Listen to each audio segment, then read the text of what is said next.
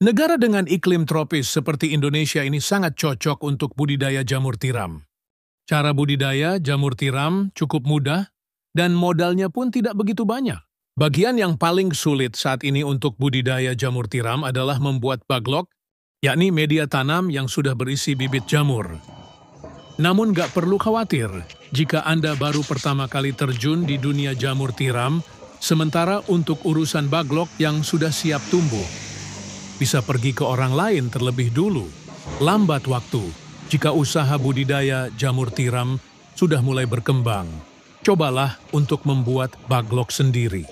Nah, langsung saja inilah beberapa persiapan dan cara budidaya jamur tiram versi Jamur Ganteng Official. Yang pertama, menyiapkan kumbung. Kumbung ialah semacam rumah untuk jamur, yakni tempat untuk manaruk dan merawat baglok hingga tumbuh jamur siap panen. Di dalam kumbung tersebut terdapat rak yang bertingkat, biasanya terbuat dari kayu atau bambu, dindingnya bisa menggunakan papan atau paranet. Dan pada bagian atap menggunakan genteng, jangan menggunakan seng atau asbes yang mudah mendatangkan panas. Bagian lantai sebaiknya dibiarkan menggunakan tanah, agar saat terkena air mudah meresap.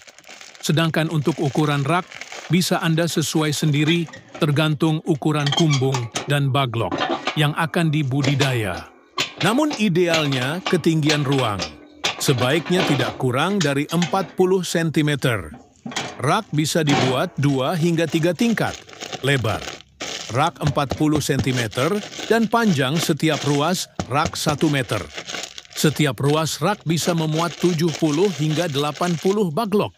Kemudian menyiapkan baglok. Perlu kalian tahu, kualitas baglok yang bagus sangat mempengaruhi pertumbuhan dari jamur itu sendiri. Baglok ialah media tanam untuk meletakkan bibit jamur yang terbuat dari serbuk gergaji. Serbuk kayu tersebut dimasukkan ke dalam plastik berbentuk silinder dan pada ujung plastik diberi lubang, di mana lubang tersebut nantinya jamur tiram akan tumbuh keluar. Saat ini baglok jamur tiram YJ berbobot 1 kg dijual, kisaran harga 3.000. Cara merawat baglok. Pertama, silahkan letakkan baglok pada rak yang sudah berada di kumbung. Anda bisa menyusunnya secara vertikal atau horizontal. Jika menyusun secara horizontal, berarti lubang baglok berhadapan ke samping. Sedangkan jika secara vertikal, maka lubang baglok menghadap ke atas. Namun biasanya, untuk para pemula lebih milih untuk menyusun baglok secara horizontal. Hal ini dilakukan agar tidak ada air yang masuk secara berlebihan saat nyiram baglok dan proses panen pun bisa lebih mudah. Kapan penyiraman dilakukan? Penyiraman penyemprotan dilakukan setelah panen pertama jamur tiram. Baru dilakukan.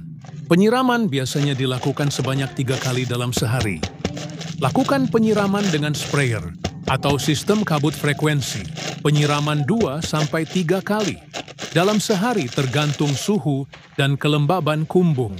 Proses panen. Inilah proses YG terakhir, yakni panen budidaya jamur tiram.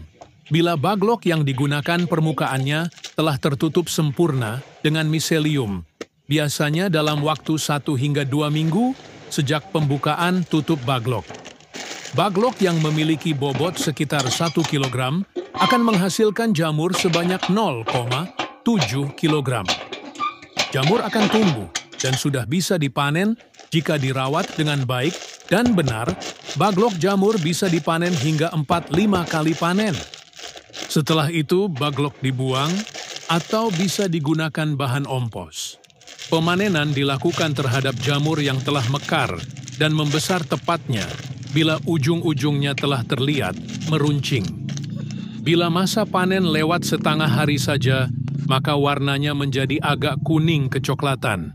Bila sudah selesai itu, jamur cepat layu dan tidak tahan lama.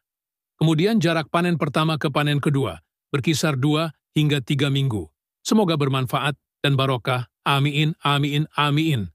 Monggo YJ minat mau usaha jamur tiram, bisa diorder baglok jamur tiramnya via 108 5259 352057 atau via Shopee, Yayan Mushroom, gratis, konsultasi seputar dunia perjamuran, tidak usah khawatir, takut gagal siap dibimbing sampai berhasil.